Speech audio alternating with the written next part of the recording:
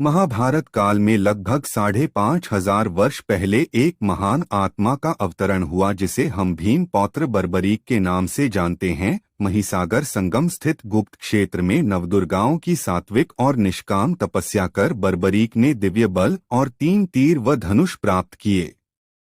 कुछ वर्ष उपरांत कुरुक्षेत्र में उपलब्ध नामक स्थान पर युद्ध के लिए कौरव और पांडवों की सेनाएं एकत्रित हुई।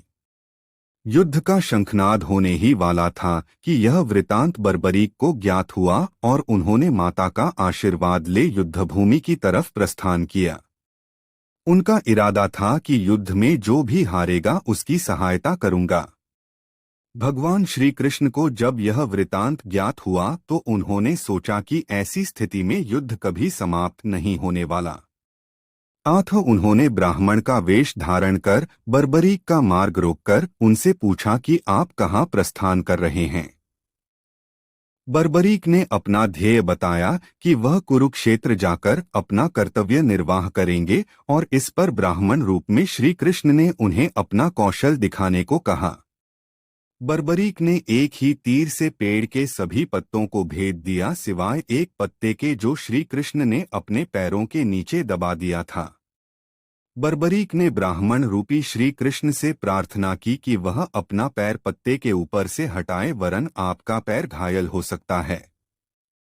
श्री कृष्ण ने अपना पैर हटा लिया व बर्बरीक से एक वरदान मांगा। बर्बरीक ने कहा, हे यजमान, आप जो चाहे मांग सकते हैं, मैं वचन का पूर्ण पालन करूंगा।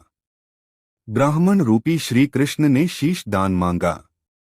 यह सुनकर बर्बरीक तनिक भी विचलित नहीं हुए, परंतु उन्होंने श्रीकृष्ण को अपने वास्तविक रूप में दर्शन देने की बात की क्योंकि कोई भी साधारण व्यक्ति यह दान नहीं मांग सकता।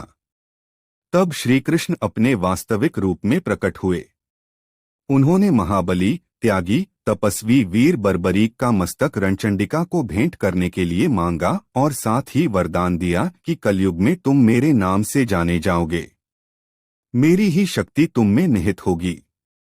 देवगण तुम्हारे मस्तक की पूजा करेंगे। जब तक यह पृथ्वी, नक्षत्र, चंद्रमा तथा सूर्य रहेंगे तब तक तुम लोगों के द्वारा मेरे श्री श्याम रूप में पूजनीय रहोगे। मस्तक को अमृत से सींचा और अजर अमर कर दिया। मस्तक ने संपूर्ण महाभारत का युद्ध देखा एवं युद्ध के निर्णायक भी रहे। युद्ध के बाद महाबली बर्बरीक कृष्ण से आशीर्वाद लेकर अंतर्ध्यान हो गए। बहुत समय बाद कलयुग का प्रसार बढ़ते ही भगवान श्याम के वरदान से भक्तों का उद्धार करने के लिए वह खाटू में चमत्कारी रूप से प्रकट हुए।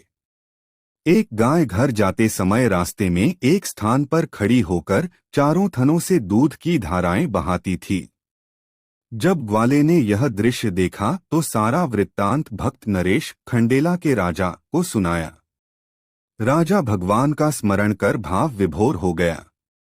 स्वप्न में भगवान श्री श्याम देव ने प्रकट होकर कहा, मैं श्यामदेव हूँ। जिस स्थान पर गाय के थन से दूध निकलता है वहाँ मेरा शालिग्राम शिलारूप विग्रह है। खुदाई करके विधि विधान से प्रतिष्ठित करवा दो। मेरे इस शिला विग्रह को पूजने जो खाटू आएंगे उनका सब प्रकार से कल्याण होगा। खुदाई से प्राप्त शिलारूप विग्रह को विधिवत शास्त्रों के अनुसार प्रतिष्ठित कराया गया। चौहान राजपूतों में नर्बदार कंवर हुई है जिन्होंने इस विग्रह को आतताइयों के विध्वंस से बचाने हेतु झोपड़े में रखा एवं सेवा पूजा की। औरंगजेब के शासनकाल में पुराने मंदिर का विध्वंस हो गया तथा उसके बाद जहां भगवान श्री श्याम देव का विग्रह प्रतिष्ठित किया गया वह आज भी विद्यमान है, जहां देश के सभी कोनों से श्याम प्रेमी पूजा अर्चना एवं दर्शनार्थ आते हैं। अब नर्मदा कंवर के खानदान के ही चौहान राजपूत पुजारी हैं। जय श्री श्याम।